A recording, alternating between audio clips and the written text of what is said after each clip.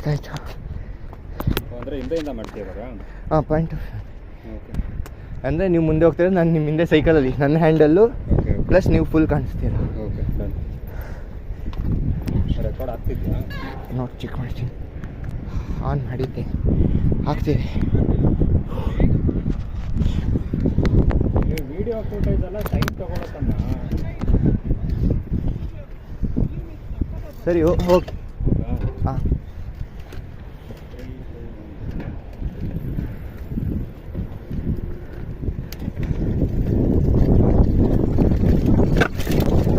ಓಯ್